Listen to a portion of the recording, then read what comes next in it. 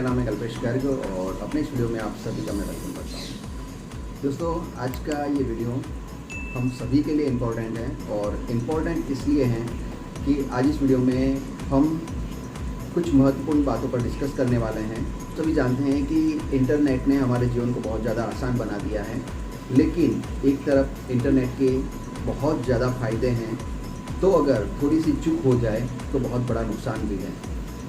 बहुत सारे ऐसे लोग हैं जो इसका गलत फ़ायदा उठाते हैं और भोले भाले मासूम लोगों को ठग लेते हैं।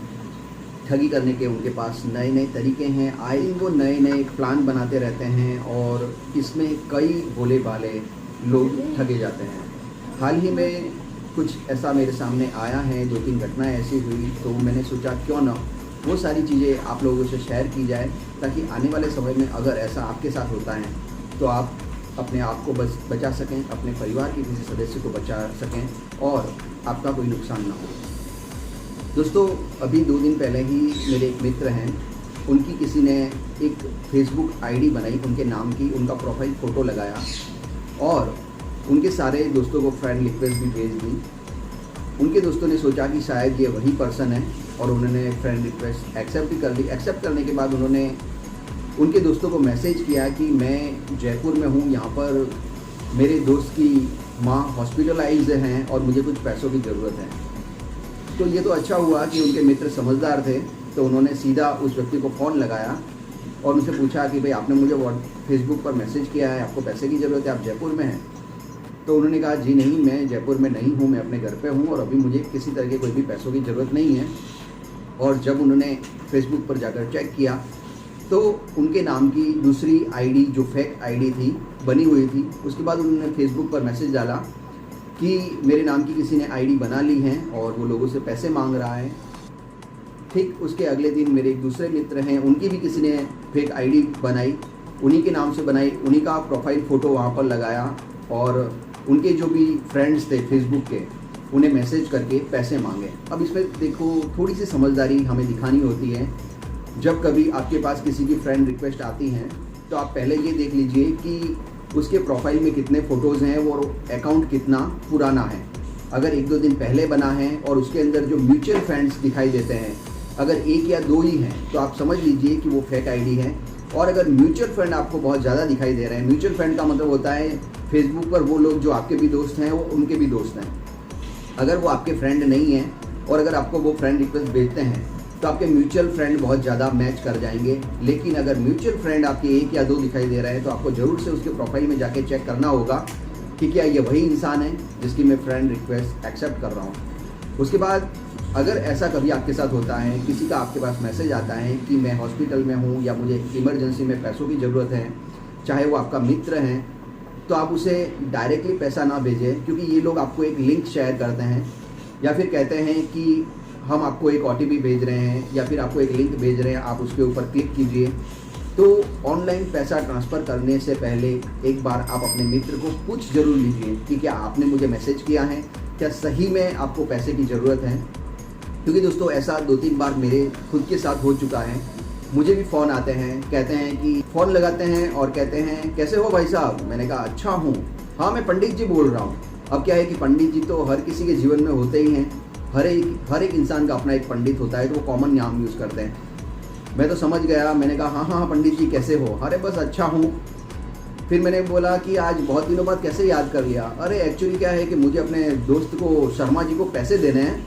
आपको जानते हो ना शर्मा जी? मैंने कहा कौन से? मैंने फिर नाम लिया शर्मा जी का, मैंने कहा वो मुकेश जी शर्मा जी। अरे हाँ हाँ, उनको ही पैसे भेजने हैं, तो मेरे अकाउंट से ट्रांसफ़र नहीं हो रहे हैं, तो मैं आपके अकाउंट में डाल देता हूँ, आप उन्हें कैश निकाल के दे दीजिएगा।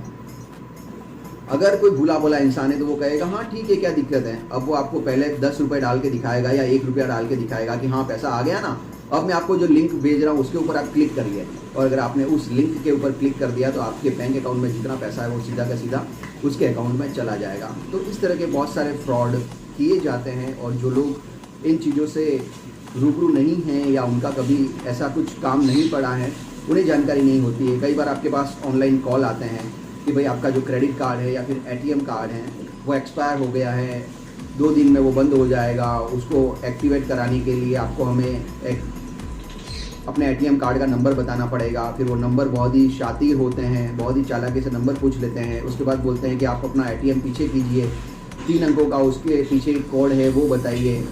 तो ऐसी सारी चीज़ें ऑनलाइन आपको कभी भी किसी के साथ शेयर नहीं करनी है। चाहे आपके बैंक से फ़ोन आता है फिर भी आप उन्हें कह दीजिए कि हम बैंक में आकर जो भी काम है वो करवा लेंगे, हमें ऑनलाइन किसी तरह का कोई काम नहीं करवाना है। आप खुद ये चीज़ें ध्यान में रखिए और अपने परिवार के सारे सदस्यों को ये सारी चीज़ें बता दीजिए, क्योंकि ये हो सकता है कि आपकी वाइफ के पास या आपके बेटे के पास, घर के किसी फैमिली मेम्बर के पास एटीएम कार्ड है या क्रेडिट कार्ड है और आपको तो ये जानकारी है, उन्हें जानकारी नहीं है। फ़ोन आया, उन्होंने कार्ड नंबर बता दिया, पीछे का जो नंबर है 3 अंकों का वो बता दिया, तो नुकसान घूम फिर कर हमारा ही होना है।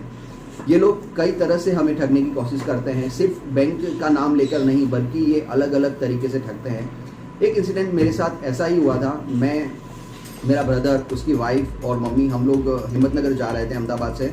उस समय हमें हॉस्पिटल जाना था। छोटे भाई की जो वाइफ थी वो प्रेग्नेंट थी, तो उस समय हम रास्ते में जा रहे थे। हमने किसी रिश्तेदार की गाड़ी 4 व्हीलर ले रखी थी और उसका जो नंबर था टैक्सी पार्सिंग था। अब मुझे तो इन सारी चीज़ों का नॉलेज था नहीं कि इस तरह का भी फ्रॉड हो सकता है। और आप देखना उन्होंने किस तरह से हमें ट्रैक किया था। उन्होंने सबसे पहले हमारी गाड़ी का नंबर ऑनलाइन एप्लीकेशन में सर्च कर लिया कि ये गाड़ी किसके ऊपर है, क्योंकि आजकल बहुत सारी ऐसी एप्लीकेशन मिलती है जिससे आप गाड़ी का नंबर डालोगे तो उसका फाइनेंस किसका है और उसका मालिक कौन है वो सारी चीज़ें सामने आ जाती है। तो उन्होंने हमें हाथ बताया गाड़ी रोकने के लिए। बराबर में गाड़ी लेके आई, गाड़ी साइड में करो, साइड में करो। तो हमने कहा क्या बात है, देख लेते हैं। हमने गाड़ी साइड में कर दी। बोलते हैं आपकी गाड़ी के जो इंस्टॉलमेंट हैं वो बाकी हैं और हमें कंपनी से ऑर्डर आया है कि आपकी गाड़ी को हम ले जाए उठा के, तो आप हमें ये गाड़ी दे दीजिए। तो जिनकी गाड़ी थी मैंने उनको तुरंत फ़ोन लगाया कि मैंने कहा आपकी गाड़ी के कोई इंस्टॉलमेंट बाकी है क्या? उन्होंने कहा हाँ, लास्ट इंस्टॉलमेंट बाकी था, वो तो हमने भर दिया है। तो मैंने कहा कि देखो भाई साहब, हमारा लास्ट इंस्टॉलमेंट जो बाकी था वो तो उन्होंने भर दिया, अब कोई बाकी नहीं है। नहीं, उनका एक इंस्टॉलमेंट बाउंस हुआ था और उसकी जो पेनल्टी है वो उन्होंने अभी नहीं भरी है, तो या तो आप ये पेनल्टी अभी भर दीजिए या फिर हमें गाड़ी ले जानी पड़ेगी। फिर मैंने उन्हें कहा कि एक काम करिए, आप मुझे हिम्मतनगर पहुंचने दीजिए क्योंकि कोई थोड़ी मेडिकल इमरजेंसी है। हिम्मतनगर जाके आपको जो करना है वो कर लेना, लेकिन एक बार हॉस्पिटल पहुंचने दो। तो भाई साहब वो तो जीत पर अड़ गए। उतने में मुझे कहा कि आप मुझे फ़ोन लगा के दीजिए जिस पार्टी की गाड़ी है। मैंने फ़ोन लगाया तो एक बंदा वो मेरा फ़ोन लेके गया और कार में बैठ गया और दूसरा मुझे बातों में उलझा रहा था। तभी तुरंत मेरी मम्मी ने इस कंडीशन को भाप लिया और उन्होंने कहा तेरा फ़ोन तूने उनको क्यों दे दिया, वो गाड़ी में बैठ के कुछ कर रहा है। मैं तुरंत गया, मैंने उनका मुझे फ़ोन दीजिए। तब जाके मुझे थोड़ा सा डाउट हुआ।